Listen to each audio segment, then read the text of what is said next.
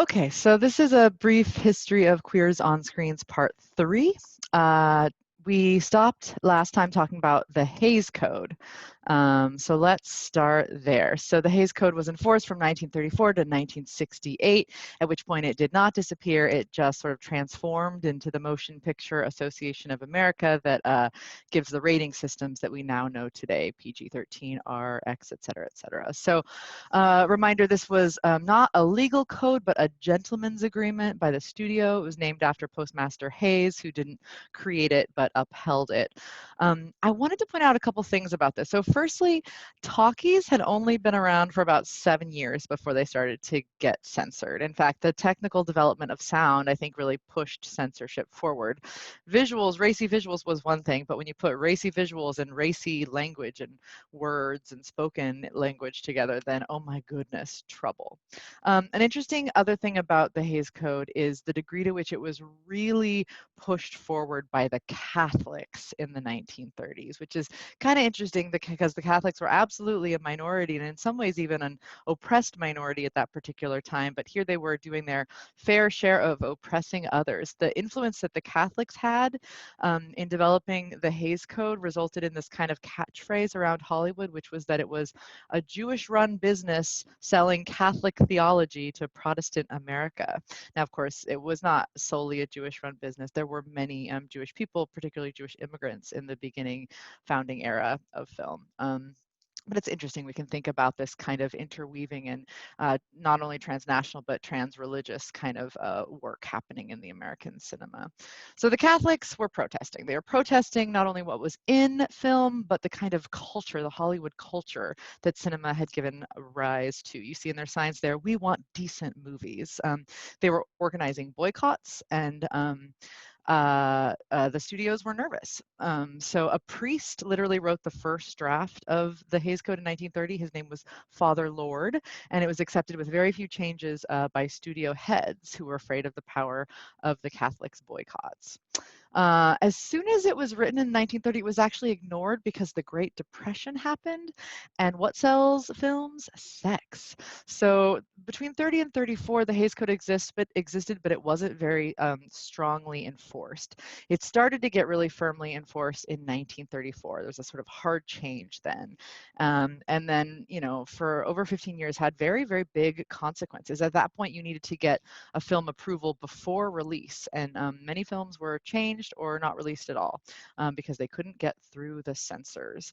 So I just want to make sure that I emphasize that the Hays Code was not only homophobic, it was incredibly racist. A reminder that one of the things you were not allowed to show on screen was white slavery. Other forms of slavery, however, were fine to show on screen.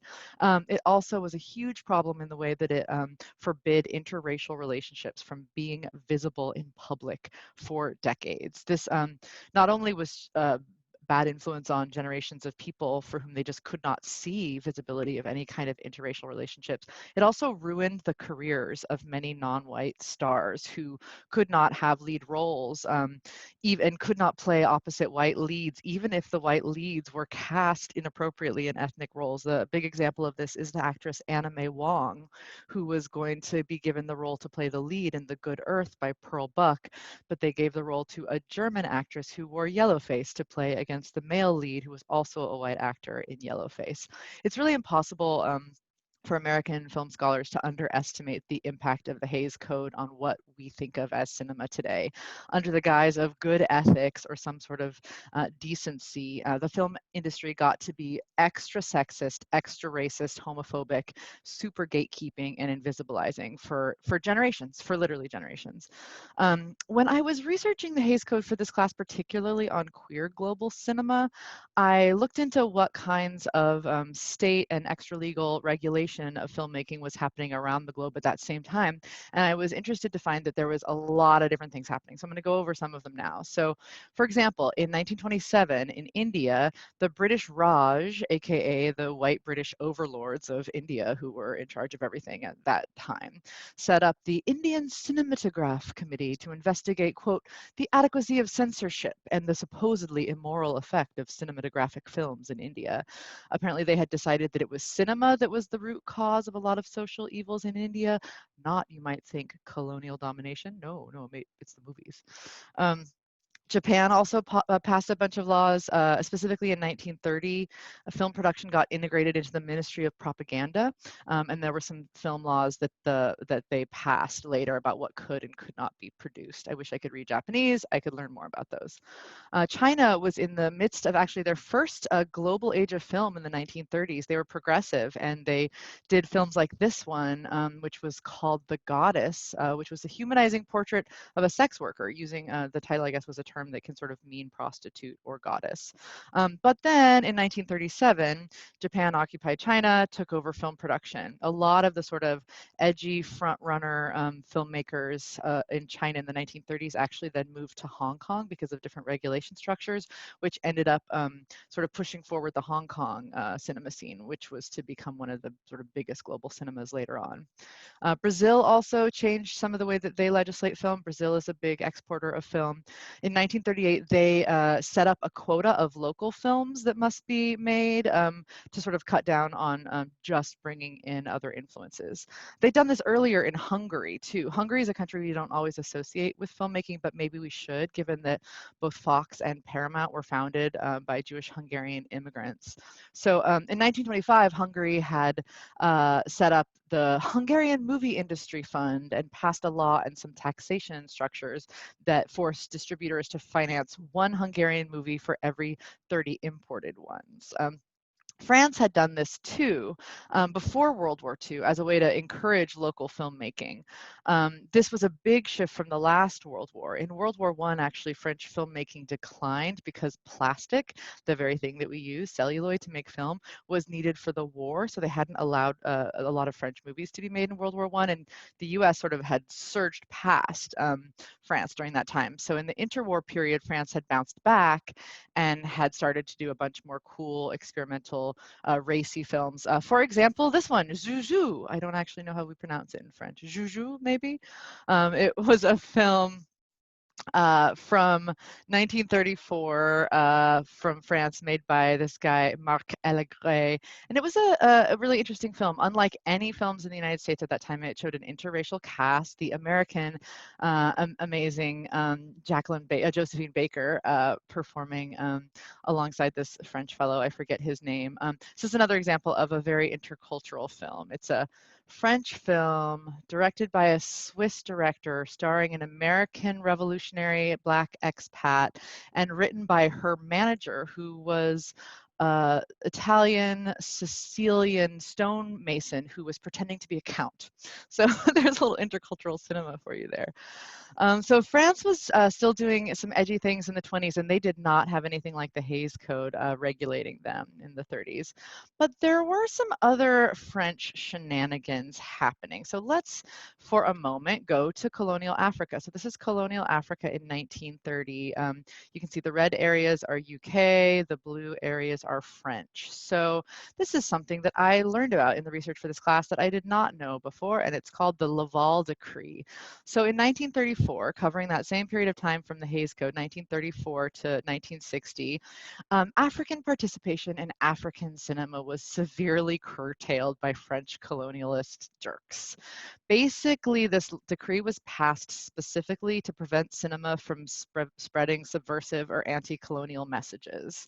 A quote from the code: "Any person who desires to make cinematographic images or sound recordings must address a written request to the Lieutenant Governor of the colony where the applicant intends to operate." They had to provide like all their professional references and information, as well as the full script for the film, in order to get permission to shoot. And films even made by non-Africans were severely scrutinized, and if they were found to have any anti-colonial content, they were banned. So when we look back at this map, that area of West Africa that's blue that was affected by this Laval decree, that's basically about as large in geographic size as the United States. So we complain about queers having to go underground under the Hays Code, and women not being able to be shown scantily clad or having any pleasure, interracial relationships. Meanwhile, in Africa, white colonialists were literally not allowing any films to be made by Africans in this entire French colonial region. There was other colonial nonsense happening too. In the 30s, the British in present day Tanzania set up some documentary units as a way to sort of inculcate Tanzanians in the ways of Western culture. There were a lot of movies like how to use the post office and how to put your money away in a savings bank. The British also made and distributed a lot of films in the Anglophone countries to encourage Africans to participate in war. And really, this was one of the many examples of war propaganda through film. But during the same time, filmmaking in Egypt, specifically in Cairo, took off. So Cairo is basically the Hollywood of the Middle Eastern North African region, MENA. So it, like Bombay is in India, Cairo was just the center of this kind of activity. So Studio Misra was established in 1934 in Cairo, founded by a guy who was a banker. He was absolutely getting into filmmaking for economic reasons. But after starting this studio, and it was, sort of top to bottom studio house with actors and designers and directors and screenwriters and all those things all sort of in one place, like the Hollywood studios, Warner Brothers, Fox, etc.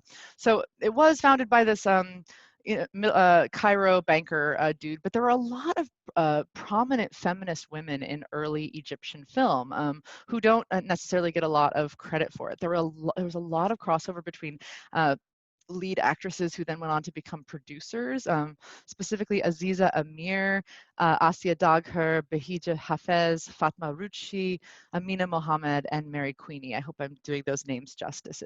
And they, of course, the films face a lot of political censorship, but they made some really amazing things, including here's some of the women, some of the influential women in Egyptian film. They made some really impressive films, including this one, which is called Miss Hanafi from 1951, which was a sort of an early trans theme film that came out of Egypt. In the plot line, there are these two rivals for the love of this woman. One of them is working class and one of them is upper class and rich. The upper class rich guy ends up going to the hospital to be treated for terrible stomach pain and then receives an accidental sex change operation. After months of recuperation, he tries to pick up the pieces of his life as Miss Fifi, here seen. So this was, I guess, based on an actual news article about a transgender journey in the early 1940s, and it was actually in the news article. It was woman to male trans story, but they decided it would be funnier in a male to female trans story. And we'll talk more about some of these terrible trans tropes later. Anyway, I think it's really interesting that a film like this would not have been able to have been made in Hollywood in the United States in 1950, but it was able to be made in Cairo in North Africa in 1950, 51. Okay, so let's go back to Hollywood. First of all, everyone know that Marilyn Monroe was queer. Look it up. I was happy to learn this truth. Back to Hollywood, where queers went underground in order to keep our stories being told. So, not everyone in film agreed with the Hays Code, but they had to go along with it. So what you had was a lot of queer people and even queer writers figuring out a way to tell their stories that could sort of get around the rules. One example is the bisexual writer Gore Vidal, who wrote the Golden Age classic Ben-Hur. So he intentionally created this queer subtext between Ben-Hur and another male character. And they decided this subtext was so deep they weren't even going to tell Charlton Heston, who was playing Ben-Hur, because they thought he would be a homophobe about it. So it was a secret between the screenwriter and the actor, the male actor who was playing in love with Ben-Hur. I guess this was sort of standard for Golden Era Hollywood. So everything basically had to go down into the subtext. We couldn't have queer people represented in the dialogue. It had to be in the subtext of the writing, and of course, in the subtext of the performers. So we're going to talk a little bit more about that.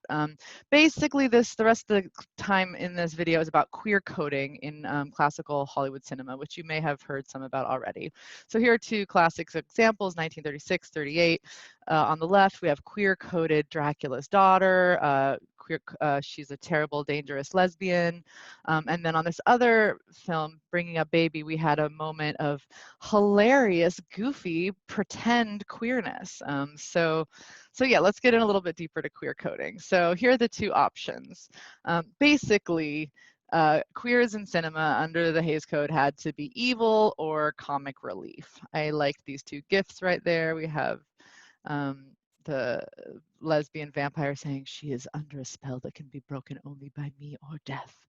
And over here we have the first use of the word gay to mean homosexual or gender nonconforming in a movie, where this straight male character explains that he's wearing this funny outfit because he just went gay all of a sudden. He also made a reference to sitting out on 42nd Street, which is a reference that only queer people would sort of appreciate as a geographic locational destination for queer men at that time.